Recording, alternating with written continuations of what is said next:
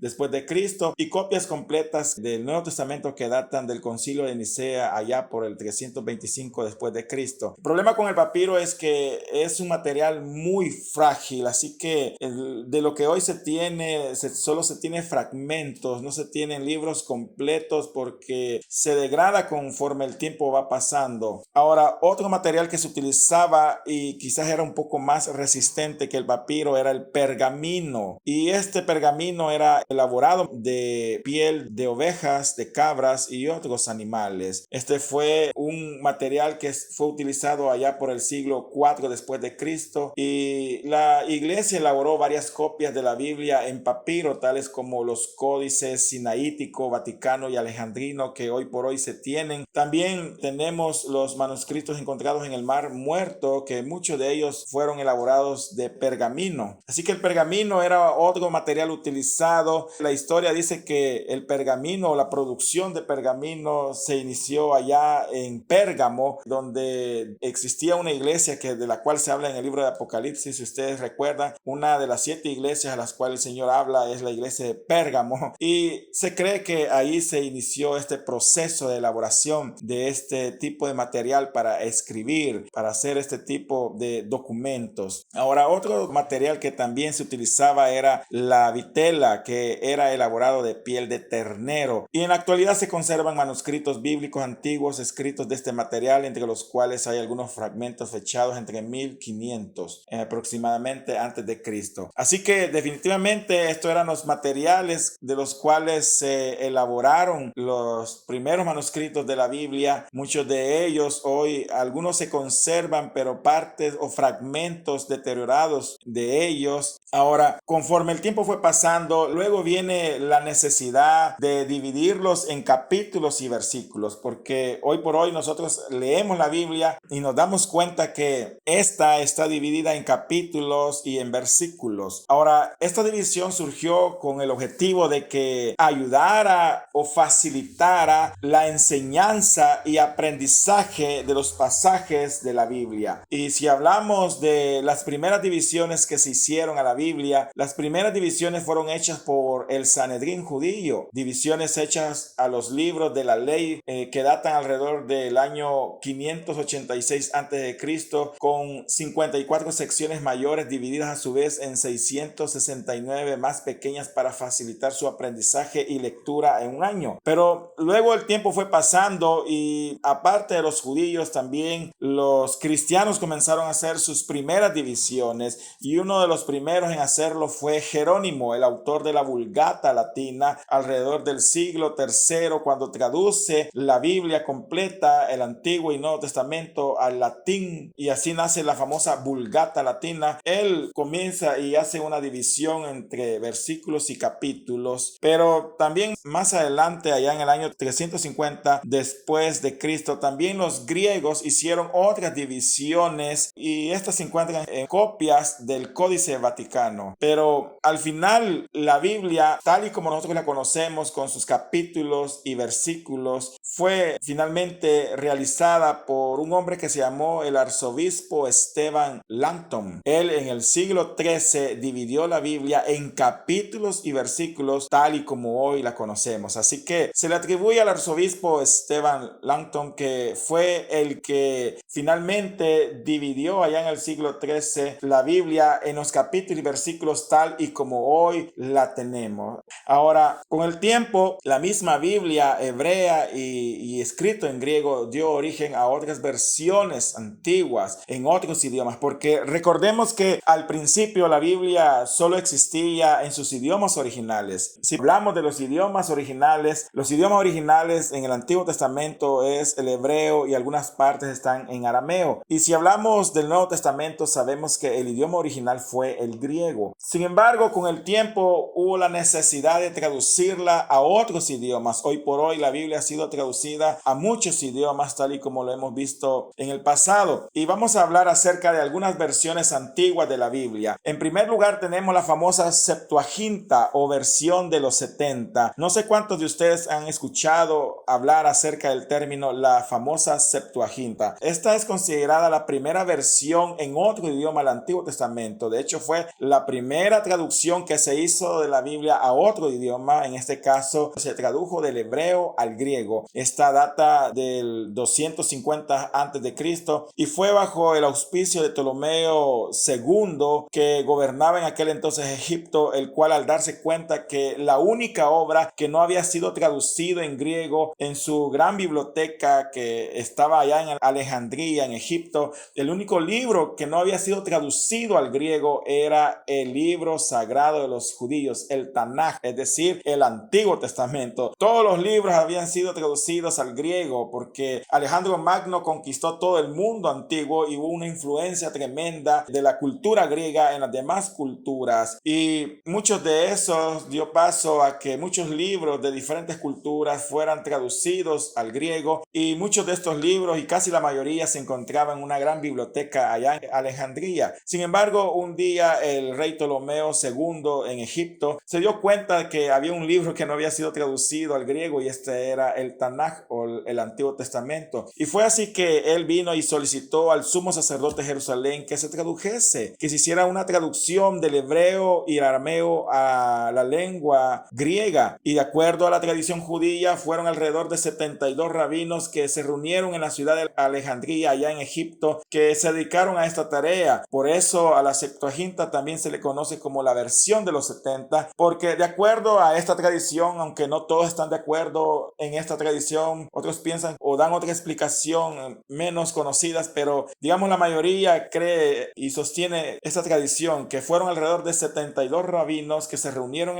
en Alejandría y se dieron a la tarea de traducir la Biblia hebrea o el Antiguo Testamento del hebreo y arameo al griego. Así nace la famosa Septuaginta o versión de los 70, y ahí tenemos la primera versión de la Biblia, en este caso del Antiguo Testamento, traducido a un idioma diferente del cual fue escrito al principio. Luego tenemos otra obra de traducción de la Biblia, que es la famosa Peshita o texto siríaco. Prácticamente es una traducción de toda la Biblia en lengua siria, cuya fecha es incierta. Posiblemente fue escrita entre el siglo I o siglo II después de Cristo. Y la palabra Peshita significa claro o literal, debido a su fidelidad respecto a los originales griegos y hebreos. Así que la Peshita es una traducción de toda la Biblia, Antiguo y Nuevo Testamento, a la lengua siria. Otra obra importante de aquel entonces fue la famosa Vulgata Latina. Este es otro término que quizás a lo mejor muchos de ustedes han escuchado. Y esta es otra traducción que se realizó de la Biblia completa en los originales hebreos y griegos al latín.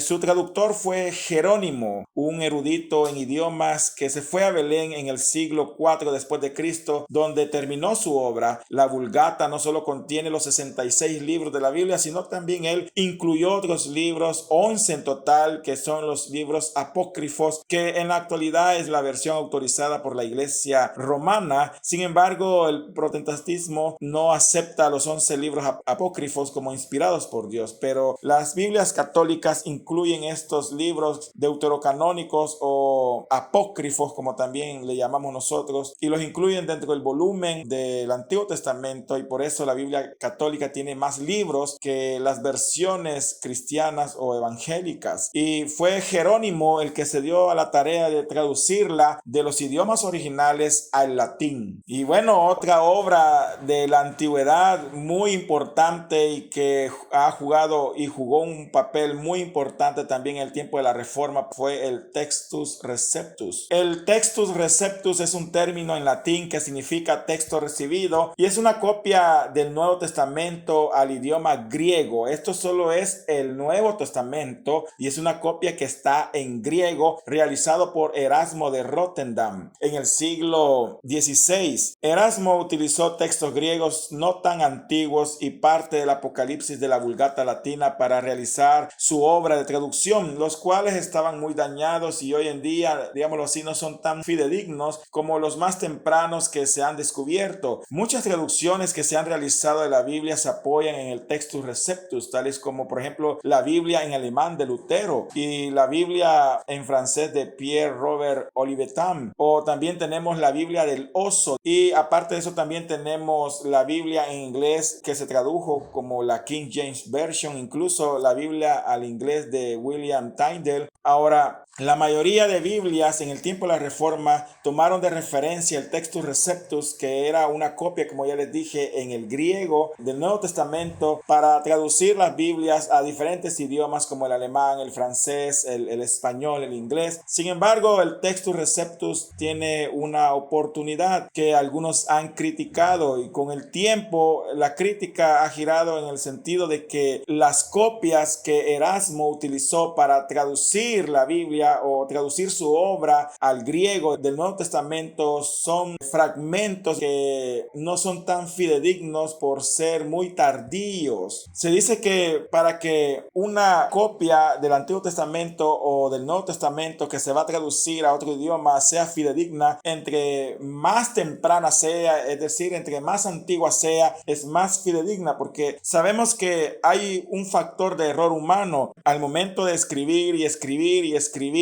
y seguir escribiendo por años y generaciones un mismo texto. Podría darse, y de hecho existe, la posibilidad de que alguien se equivoque en alguna palabra o incluso que sea mal traducido. Por eso lo ideal es traducir la Biblia a textos tan antiguos, los más antiguos que se puedan. Pero si hay una característica que tiene el Textus Receptus, es que los textos en los cuales se basó Erasmo eran textos o copias antiguas que databan del siglo X. Por tanto, no eran los más antiguos. Sin embargo, era lo que se conocía en su tiempo y por el momento él solo tenía esto. Aún así, la obra de Erasmo es maravillosa maravillosa, es grandiosa, porque este hombre dedicó su vida a recopilar una serie de fragmentos del Nuevo Testamento en el idioma griego. Muchos de ellos estaban dañados, y a través de la recopilación de varios segmentos fue tratando de armar los libros del Nuevo Testamento, e incluso en algunos casos no tenían las copias completas, habían libros que le faltaban páginas, y para poder compensar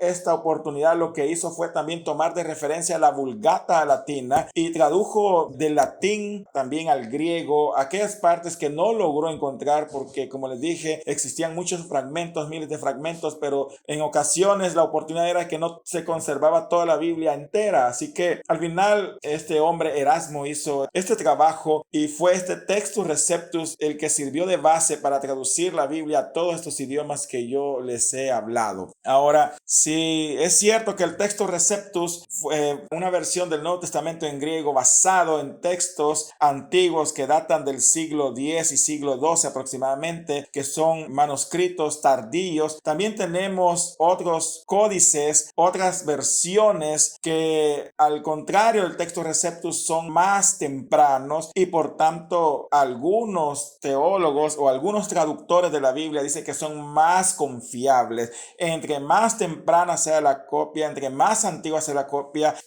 muchos dicen que es mejor y más fidedigno. Y así tenemos al menos 3 códices. Tenemos, por ejemplo, el códice sinaítico. Cuando hablo de códices, o cuando se habla de códices, se refiere a que son libros no al estilo de pergaminos separados como los otros fragmentos de material antiguo que se han encontrado tanto en el Antiguo Testamento como en el Nuevo. Cuando se habla de códices, se refiere que son materiales de papiro donde se ha escrito toda la palabra de Dios, el Antiguo y el Nuevo Testamento, y se han encuadernado. Prácticamente un códice hace referencia a que está encuadernado, no están sueltas las páginas, y por eso se le llama códice. Así que cuando escuchen la palabra códice, a eso se refiere, a que está encuadernado en forma de cuaderno. Y tenemos el códice sinaítico, que es una copia antigua de la Biblia en griego uncial. Esto solo utiliza letras mayúsculas en griego y data del siglo IV después de Cristo, y fue adquirida en la República Soviética de Rusia por Gran Bretaña ya en 1933, y hoy por hoy se encuentra en el Museo Británico. Entonces aquí tenemos una copia de la Biblia en griego, y es antigua, y muy antigua, porque data del siglo IV, a diferencia de los textos que utilizaron allá en el Textus Receptus, que datan del X. Estos son más antiguos, son copias más tempranas de la Biblia, y por tanto se consideran que son más fidedignas para usarlas para la traducción de la Biblia. Luego tenemos el Código Alejandrino. Se cree que probablemente se escribió en el siglo V después de Cristo, y es una copia antigua de toda la Biblia en griego, a excepción de 40 hojas que se han perdido. Esta actualmente también se encuentra en el Museo Británico. Y finalmente tenemos el tercer códice, que es de los más antiguos que hoy por hoy se tiene, que es el Códice Vaticano, y es una copia antigua de la Biblia en griego que originalmente contenía los libros de la Biblia, pero en la actualidad no se conservan partes de ellos. Fue escrito, algunos creen, alrededor del año 4 después de Cristo, y se conserva en la Biblioteca del Vaticano. De ahí que se conozca como el Códice Vaticano. Pero estos 3 códices son muy importantes, porque de hecho, así como la mayoría de Biblias que hoy tenemos, la mayoría de versiones que fueron traducidas en el tiempo de la Reforma, tomaron de referencia el Textus Receptus, hoy en la actualidad la mayoría de versiones modernas prefieren utilizar estos códices para traducir la Biblia. Ahora, este es un tema muy controversial, porque causa un poco de controversia en el sentido de que al ir a estos códices que datan del siglo IV y por tanto se cree que son más fidedignos, el problema es que cuando uno va a estos códices, uno encuentra que estos códices les hace falta, digámoslo así, algunos versículos de la Biblia, o algunos complementos de versículos de la Biblia, o incluso pasajes completos de la Biblia. Entonces pareciera de que con el tiempo algunas adiciones o algunos pasajes fueron añadidos al texto bíblico, ya sea porque la iglesia cristiana primitiva o de aquel entonces trataba de darse a comprender mejor y posiblemente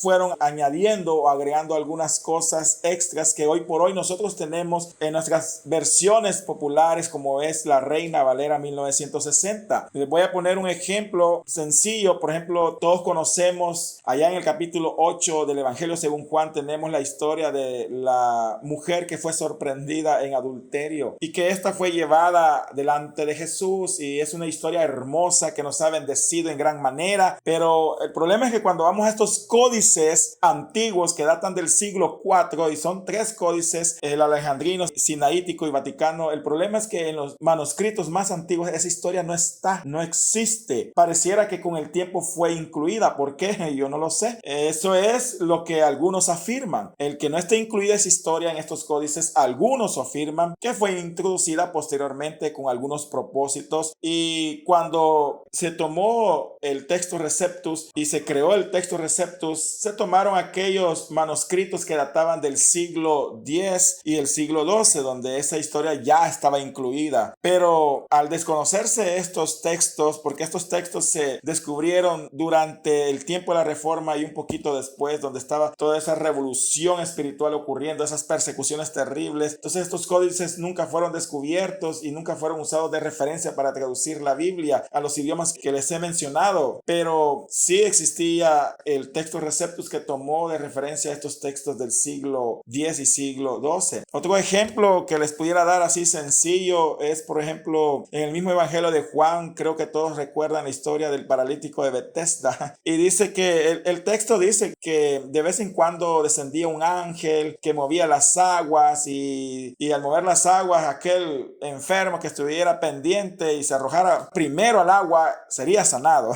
Así dice el texto que tenemos, por ejemplo, en la Reina Valera 1960. El problema con eso es que sí aparece en los textos más tardíos, como son los que utilizó el Textus Receptus, que son, como ya les dije, del siglo X después de Cristo. El problema es que no aparece ese segmento. Sí aparece la historia, pero no esa parte donde dice que un ángel descendía de vez en cuando a mover las aguas. Esa parte no está en los manuscritos más tempranos, como son estos 3 códices que les estoy hablando. Así que la verdad que esto provoca una gran controversia. No sé usted qué va a pensar, si se va a asustar o se va a preguntar por qué o qué pasa, y ha causado de hecho a veces pleitos en medio de la iglesia. Hay algunos conservadores que rechazan estos códices y dicen que son códices que han mutilado la Biblia, que les falta algunos versículos de la Biblia o complementos de ella, y por tanto lo rechazan. Sin embargo, si bien es cierto, los 3 códices que les estoy hablando datan del siglo IV después de Cristo, son mucho más antiguos, y por tanto la lógica dice que son más fiables porque son más tempranos, mientras que los otros que utilizó Erasmo para escribir su Textus Receptus datan del siglo X. Pero bueno, esta es una información que le quería compartir. Usted saque sus propias conclusiones. La verdad es que independientemente de todo esto, la Biblia fue traducida, y la mayoría de libros que se tradujeron durante el tiempo de la Reforma utilizaron de referencia el Textus Receptus como una fuente para traducirlo al idioma español, y de ahí que viene el origen de las versiones de la Biblia en español. Miren,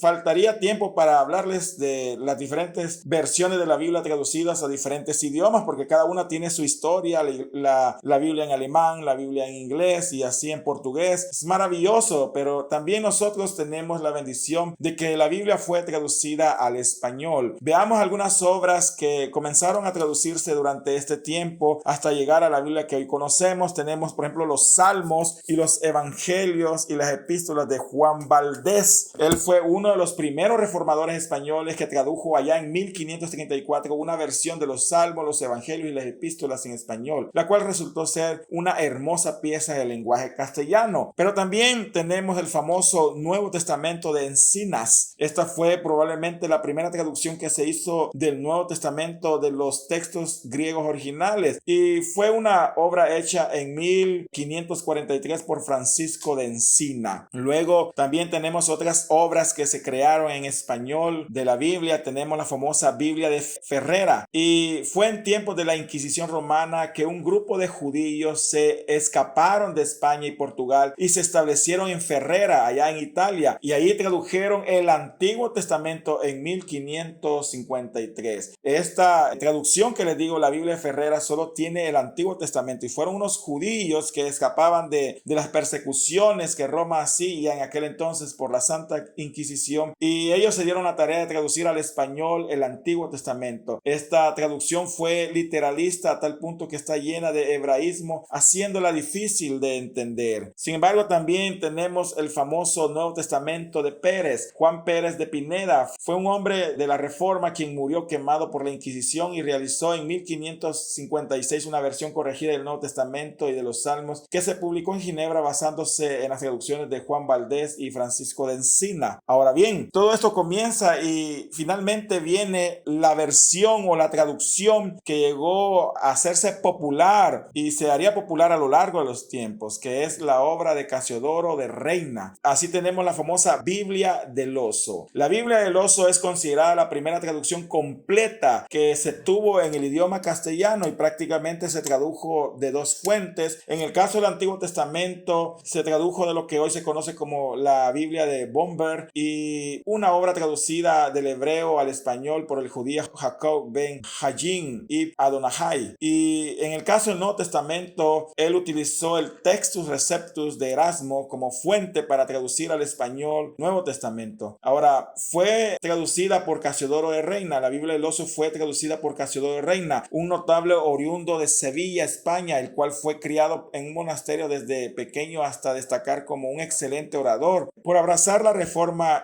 tuvo la necesidad de huir por las persecuciones de la Inquisición romana que existía, y él y se ubicó allá en Suiza, donde realizó su traducción en 1569. En 1569 él crea esta bendita obra que se conoció como la versión del oso o la Biblia del Oso. Es popularmente conocida con ese nombre, la Biblia del Oso, ya que en su portada aparece un oso comiendo de la miel de una colmena y simbolizando el deleite que encuentra el cristiano en la palabra de Dios. Ustedes pueden ver en sus pantallas la imagen que esta Biblia tenía, esta traducción de la Biblia al español, y definitivamente esta Biblia vino a revolucionar y llegaría a hacerse varias revisiones de ella hasta llegar a convertirse en la Reina Valera que hoy por hoy nosotros tenemos. Pero para ir finalizando ya, veamos cómo ha sido todo este proceso. Yo les dije que todos estos hombres lucharon por traducir la Biblia al español. Ahora, si hay algo importante que debemos conocer o entender, es que los originales de la Biblia en hebreo y griego se han perdido. No existen los originales, no existen, se perdieron. Los primeros escritos que se realizaron se perdieron totalmente. Lo que existen son copias de ellos que datan de diferentes épocas, algunas tempranas, otras más tardías. Tenemos así, por ejemplo, el texto masorético que se ubica entre el siglo V y el siglo IX después de Cristo. Este texto masorético es el Antiguo Testamento y es donde se han tomado de referencia para traducirlo a diferentes idiomas. Pero si hablamos de Nuevo Testamento, tenemos los famosos textos del Nuevo Testamento que datan del siglo X y el siglo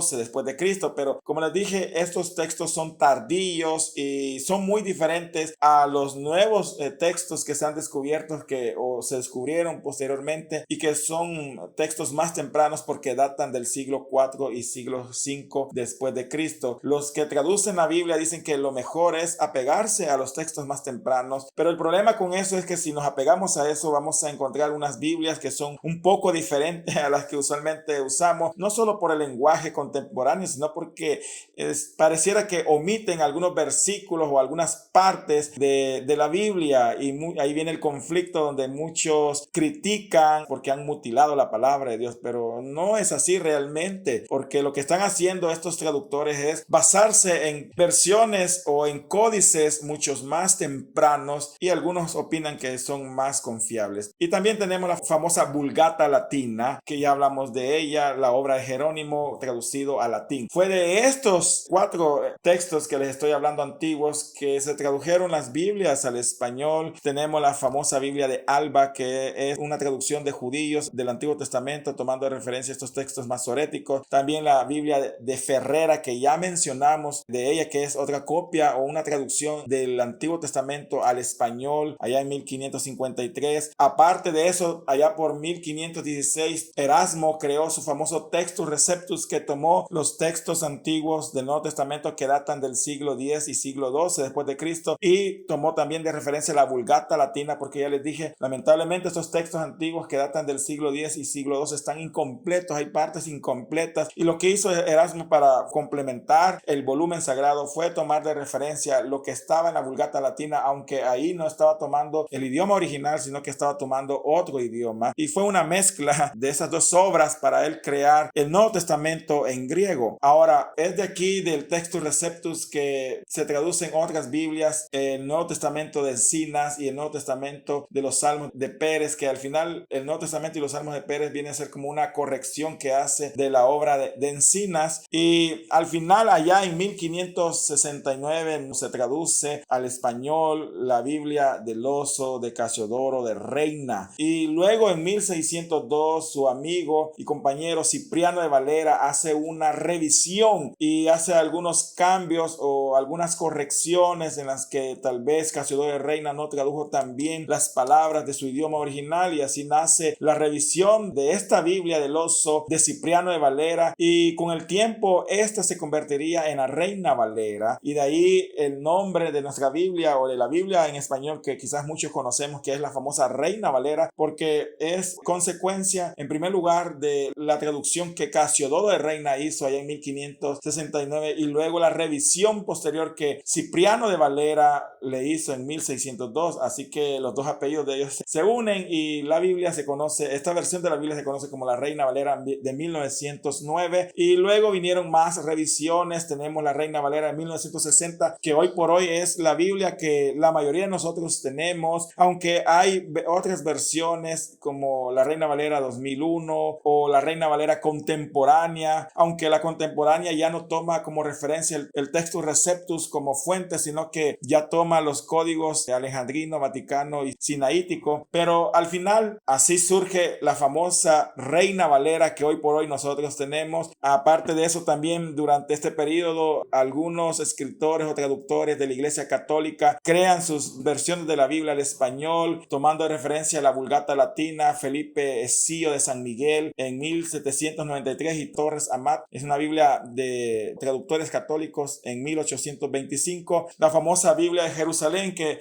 toma referencia de textos más tempranos, y muchos elogian el tipo de obra que se hizo con la Biblia en Jerusalén, ya que es una versión muy fidedigna al texto original, y en la actualidad tenemos muchas otras versiones. Algunas versiones no son tan queridas porque la verdad es que lo voy a decir así, la reina de todas las Biblias en español es la Reina Valera, en el sentido de que la mayoría prefiere y se ha criado en el Evangelio, ha nacido de nuevo y ha conocido como la palabra de Dios directamente de la versión Reina Valera 1960. Yo creo que todos estamos acostumbrados a ella, y muchos no utilizan las nuevas versiones que hoy están saliendo, como la nueva traducción viviente. Por ejemplo, tenemos la famosa nueva versión internacional, la NBI, que fue creada por un grupo de expertos en traducciones allá en 1999, porque si hay algo importante que debemos entender de las nuevas versiones es que, a diferencia de todas estas obras que les estoy hablando, todas estas obras que les he hablado fueron creadas en su mayoría por una persona.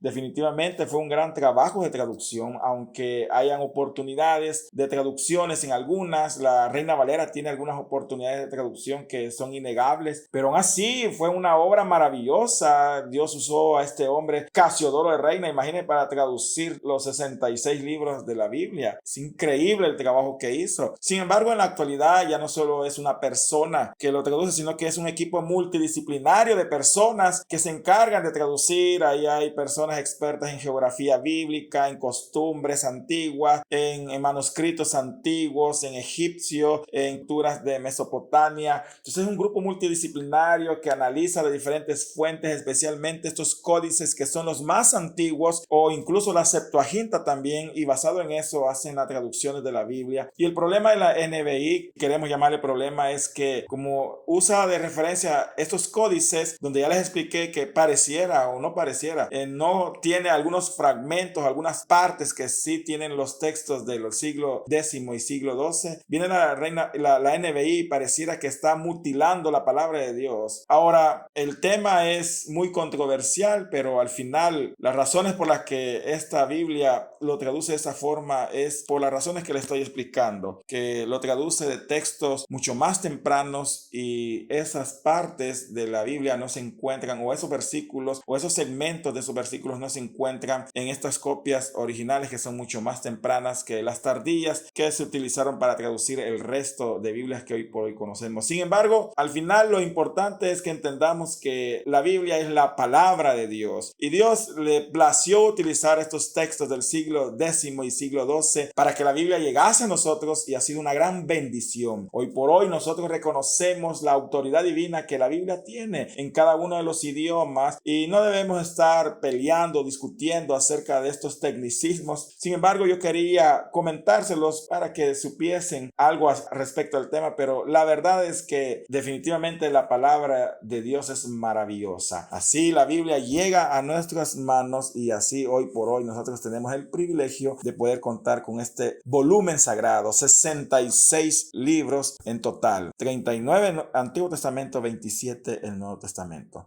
Así que démosle gracias a Dios por la Biblia, démosle gracias a Dios por este estudio y despidámonos en oración, ya que Dios nos ha permitido finalizar un estudio más. Oremos. Padre amado que estás en los cielos, gracias te damos, Señor, por este estudio maravilloso, por tu palabra. Bendito y soberano Señor, gracias, Señor, porque hoy estudiamos el origen de la Biblia, hemos podido comprender este proceso histórico a través del cual el canon sagrado fue formado. Gracias, Espíritu Santo, por todos estos hombres que se dieron a la tarea de traducir de los idiomas originales la palabra de Dios a nuestros idiomas, Señor. No importa, Señor, la verdad, si lo hicieron de los textos tempranos o los textos tardíos. La verdad es que tu palabra es maravillosa y es completa y tus planes son perfectos, y al final tú eres, Señor, el que ha permitido que todo esto ocurra para nuestro provecho, para nuestra bendición, para que hoy podamos tener este maravilloso libro del cual estamos enamorados, Señor. En el nombre de Jesús oramos. Bendice a nuestros oyentes, bendice a las personas que hoy están conectados con nosotros, bendícelos en gran manera. Gracias, Espíritu Santo. Amén